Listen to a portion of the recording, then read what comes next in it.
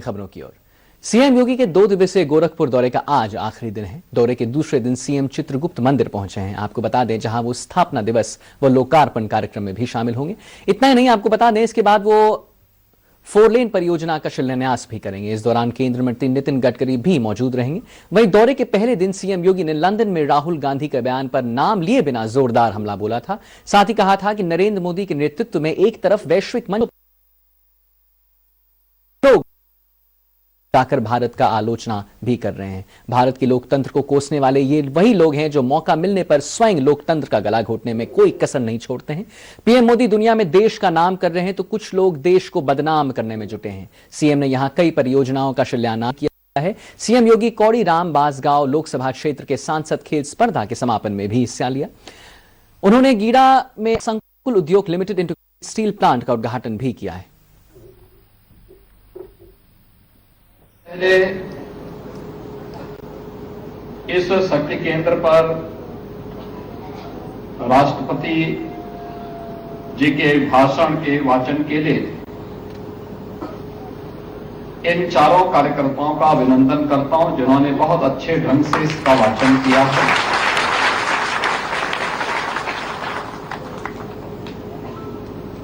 और आप सबका भी मैं इसलिए अभिनंदन करूंगा कि आपने पूरे धैर्य के साथ महामहिम राष्ट्रपति जी के इस पूरे भाषण को सुना है।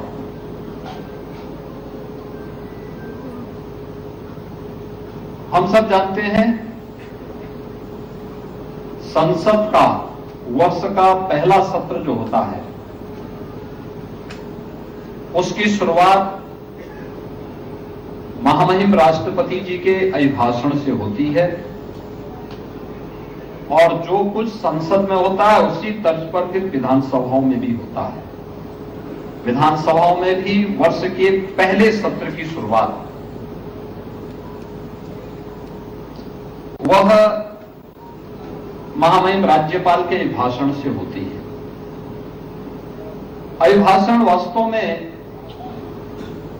इसके 2 महत्वपूर्ण पक्ष होते हैं। एक पक्ष सरकार की उपलब्धियों का होता है कि सरकार ने क्या किया है,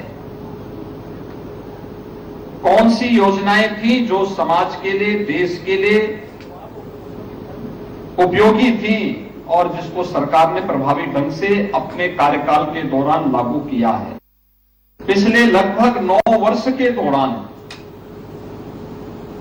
आदरणीय प्रधानमंत्री श्री नरेंद्र मोदी जी के नेतृत्व में जीवन के प्रत्येक क्षेत्र में भारत ने एक लंबी छलांग लगाई है।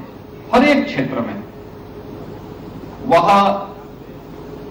खेती किसानी का से लेकर के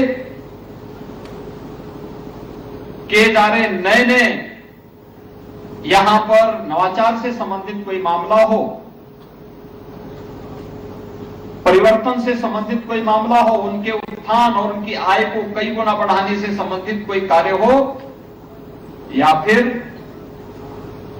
निजी क्षेत्र को निजी सैटेलाइट के माध्यम से अंतरिक्ष तक की यात्रा के लिए प्रेरित करने का कार्य रहा हो, एक लंबी छलांग भारत ने लगाई है। आदरणीय प्रधानमंत्री जी की प्रेरणा से पूरे देश के अंदर सांसद खेलकूद महाकुंभ के आयोजन जगह जगह हो रहे हैं। दूसरा, सांसद खेलकूद महाकुंभ के सफल आयोजन के लिए मैं बांसगांव के लोकप्रिय सांसद श्री कमलेश पासवान जी को और उनके सभी सहयोगी विधायकों का हृदय से अभिनंदन करते हुए उन्हें धन्यवाद देता हूं कि उन्होंने हमारी युवा पीढ़ी के मन में एक स्वस्थ प्रतिस्पर्धा को बढ़ावा देने के लिए आज यहां पर 27 जनवरी के शुभारंभ इस कार्यक्रम को इस भव्य आयोजन के साथ समारोह हो रहा है। यह अत्यंत हमारे लिए प्रसन्नता का विषय है। मैं इस अवसर पर सभी प्रतिभागी खिलाड़ियों का हृदय से अभिनंदन करता हूं। और आइए ज्यादा जानकारी के लिए हम बात करते हैं हमारे संवाददाता हैं अरशद जमाल जी से। अरशद जी, मुझे एक बात बताइए, ऐसी कौन कौन सी परियोजनाएं हैं जिस पर शिलान्यास हो चुका है?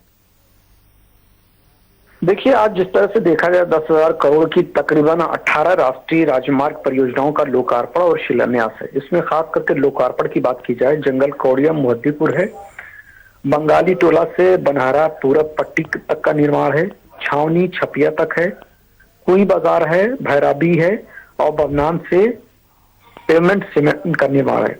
इसके साथ ही शिलान्यास की बात की जाए तो 4 लेन ग्रीनफील्ड गोरखपुर बाईपास का निर्माण होगा, सोनौली गोरखपुर जंगल कौड़िया खंड का 4 लेन का निर्माण होगा, गोरखपुर आनंद नगर रेलखंड निर्माण पर एक ओवरब्रिज का निर्माण है और शोहरतगढ़ बाईपास का निर्माण है। ये जो चीजें हैं लोकार्पण और शिलान्यास की हैं। इससे लाभान्वित क्या होंगे? जैसे सोनौली गोरखपुर के जंगल कौड़िया के 4 लेन बनने से फायदा क्या होगा?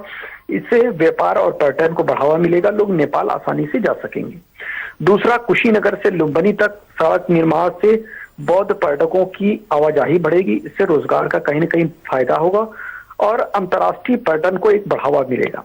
खास करके गोरखपुर ग्रीनफील्ड बाईपास की बात की जाए, इससे जब रिंग रोड बन जाएगा तब उससे निजात सबसे बड़ी मिलेगी, जाम से निजात मिलेगा, लोगों को एयरपोर्ट से खास करके नेपाल सीमा तक यातायात एकदम बढ़िया मिलेगा।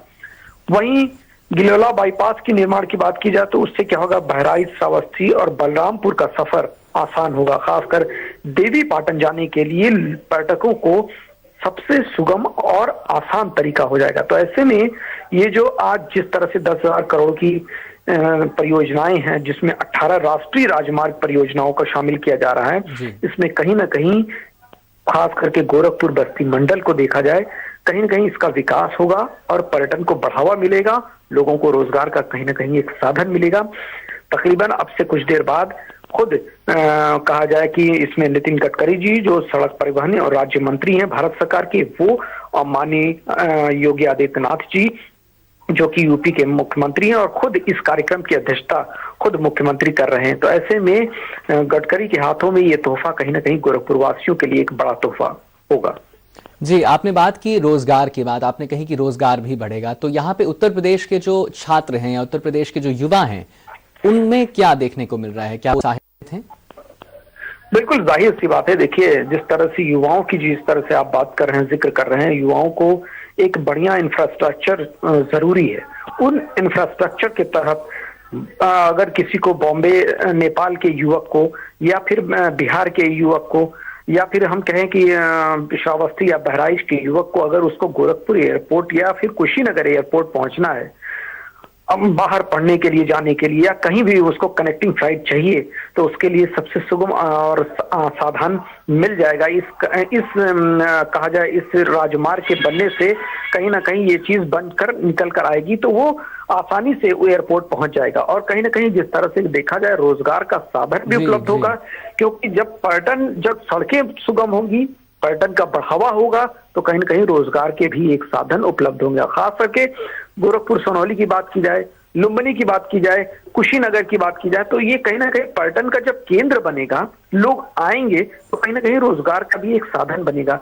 खास करके टूरिस्ट के लिए देखा जाए, टूरिस्ट का एक हब कहा जाए, अंतर्राष्ट्रीय पर्यटन का एक हब बनाया जा रहा है जिस तरह से लुम्बिनी और कुशीनगर को। तो कुशीनगर में बौद्ध जो स्तूप है, वहां पर बौद्ध पर्यटक काफी संख्या में आएंगे, तो रोजगार का एक साधन भी उपलब्ध कहीं ना कहीं होगा। जी, बहुत बहुत धन्यवाद। आपने अर्शद जी हमें